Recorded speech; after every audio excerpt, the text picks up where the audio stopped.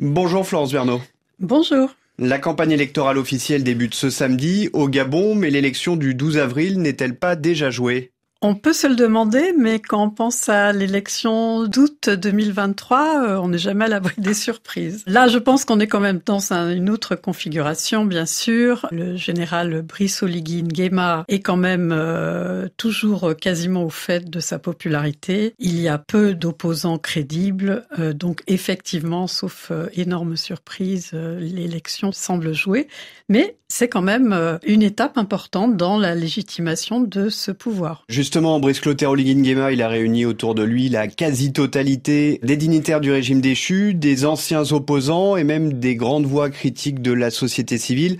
Est-ce que vous êtes surprise par cette unanimité autour du chef de la transition ? Je ne sais pas si je parlerai d'unanimité, mais il est certain que la venue au pouvoir de Brice Oligui Nguema a donné lieu à une recomposition vraiment des forces politiques. Il a remis finalement au pouvoir et comme interlocuteur des grandes familles, des composantes de la société civile qui avaient été finalement relativement écartées par le clan familial autour d'Ali Bongo.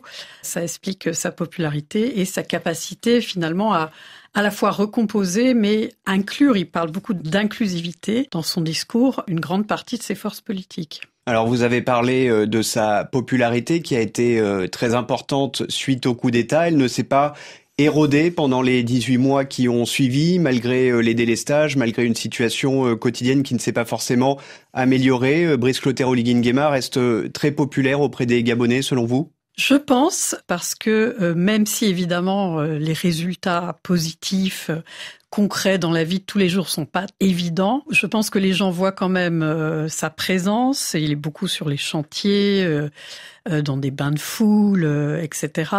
D'autre part, il a quand même réglé un certain nombre de dossiers de retraite, de la fonction publique, de paiement de salaire, etc. Donc il y a quand même des vraies retombées. Et pour l'instant, je pense que les gens sont toujours tout à fait reconnaissants de la chute de l'ancien régime, dont finalement l'impopularité et la capacité d'asphyxie de la société civile, on n'en avait pas pris la mesure, même je pense ceux qui la subissaient. C'est vraiment au moment du coup d'État que les gens ont réalisé à quel point c'était un régime extrêmement pénible sur le plan politique, sur le plan économique et social.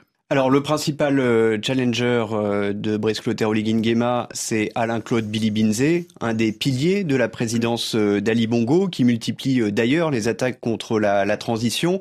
Est-ce que, selon vous, c'est un opposant crédible ? Est-ce qu'il peut convaincre des gens qui sont frustrés par ces difficultés du quotidien et qui pensent que le pays ne va peut-être pas dans le bon sens avec la transition ?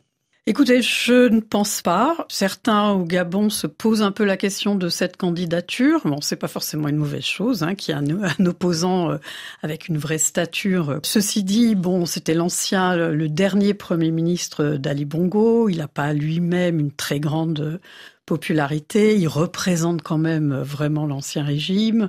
Il représente aussi un petit peu cette élite politique qui était cooptés, qui étaient vraiment les piliers du système, le PDG.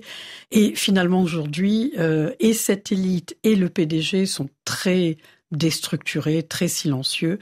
Je ne pense pas que vraiment il y ait déjà une érosion de la popularité du président de la transition telle que les gens aurait recours vraiment à un ancien classique du pouvoir déchu. Dans ses déclarations, le général Oligui Nguema, il alterne entre la valorisation d'un côté de l'héritage des Bongo, la restauration de la dignité, c'est quelque chose qu'il dit souvent, et les promesses de rupture avec l'ancien système. Comment est-ce que vous voyez le mélange de ces deux discours ? Effectivement, c'est un mot qu'on a beaucoup mis en valeur dans le numéro spécial de politique africaine, dans notre analyse. C'est-à-dire qu'on a suivi finalement ce que proclame Brice Oligui Nguema, qui est une restauration des institutions. Et pour nous, cette restauration, ça va plus loin que simplement les institutions.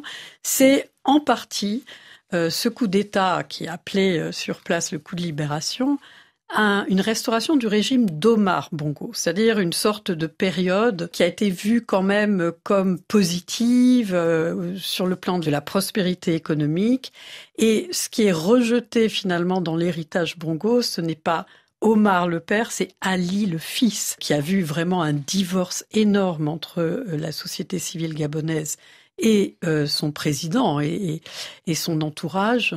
Là, vraiment, c'est là-dessus que je pense Brice Oligui Nguema veut faire une rupture. Et ça se place en partie sur, comme vous l'avez dit, sur un plan moral, c'est-à-dire celui de l'indignité et de la honte, qui sont des sortes d'émotions politiques par lesquelles les Gabonais exprimaient leur malaise dans une situation où ils voyaient Ali Bongo comme une personne étrangère, une personne qui amenait des valeurs extérieures qui humiliaient finalement les Gabonais, qui amenait aussi beaucoup d'élites étrangères et qui dévoyait finalement les valeurs du Gabon et de ses citoyens. Donc c'est là où finalement Brice Oligui Nguema se situe au carrefour d'une rénovation, une restauration des valeurs anciennes, si vous voulez. Il fait souvent appel à la bénédiction de Dieu, des mânes des ancêtres, et une rupture avec ce régime de 14 ans où, pour lui et pour quand même beaucoup de Gabonais, il y a eu un véritable dévoiement de ces valeurs. Il joue sur une forme de mythologie d'un âge d'or de l'époque d'Omar Bongo. Donc c'est pas pour rien s'il a appelé son rassemblement le rassemblement des bâtisseurs. C'est un clin d'œil direct à Omar Bongo. Oui, alors en fait, ce rassemblement des bâtisseurs est très intéressant à plus d'un titre.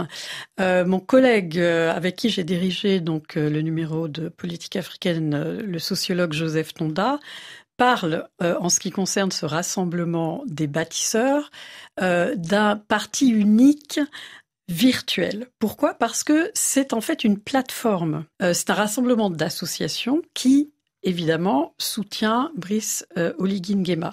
Donc, c'est intéressant parce que c'est à la fois un parti unique, si vous voulez, mais qui n'a pas la rigidité, le côté institutionnel de l'ancien PDG, de l'ancien parti unique. Probablement, Brice Oligui Nguema ne veut pas, parce qu'avoir un parti unique, c'est aussi avoir des représentants, des hommes politiques qui peuvent contrer éventuellement la présidence. Donc, il y a un rappel à Omar Bongo dans le côté parti unique, dans le côté bâtisseur.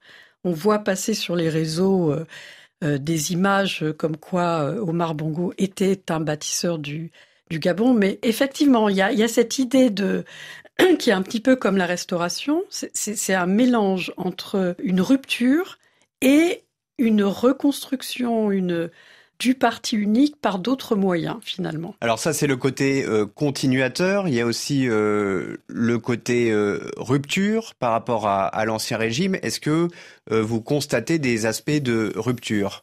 De rupture par rapport à l'ancien régime, oui, c'est clair. Déjà, le personnel, il y a eu vraiment une destruction, si vous voulez, déjà du clan qui s'était formé autour de la femme d'Ali Bongo, Sylvia Bongo, et de son fils Valentin Noureddine, qui a été finalement complètement mis à plat.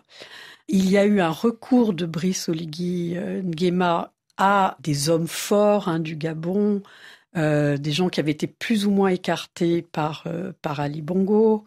Et puis, effectivement, c'est quand même un homme nouveau, quelque part. C'est un homme dans le système, mais c'est un homme nouveau qui se décrit comme un homme d'action, un homme qui croit à l'empirisme, au pragmatisme, qui n'est pas du tout comme son prédécesseur. Donc il y a des éléments de rupture et de continuité. Les deux sont tout à fait présents. Derrière cette façade de quasi-unanimité, il y a une redynamisation de la société gabonaise. C'est quelque chose que vous avez ressenti ? Oui, parce que ce que j'ai ressenti, c'est vraiment le contraste avec ce que j'avais ressenti avant, c'est-à-dire en vivant plusieurs mois au Gabon, juste avant les élections de 2023, une sorte d'anomie terrible, vraiment une asphyxie. Enfin, les gens vivaient un peu au jour le jour, il y avait plus du tout d'espoir que les choses changent. Les gens voyaient arriver les élections avec une espèce de résignation complètement pessimiste. Là, vraiment, je pense que il y a une espèce de dynamique qui s'est mise en place. Certainement, il y a des choses qui sont bloquées. Ça ne veut pas dire que tout le monde peut participer, mais on a l'impression qu'il y a quand même des voies qui s'ouvrent. Il y a aussi une communication finalement avec le gouvernement qui est beaucoup plus ouverte. Et on n'a pas l'impression d'avoir affaire à une espèce de clan complètement fermé sur lui-même, complètement détaché, même vraiment physiquement, des Gabonais. Merci Florence Berneau. Merci.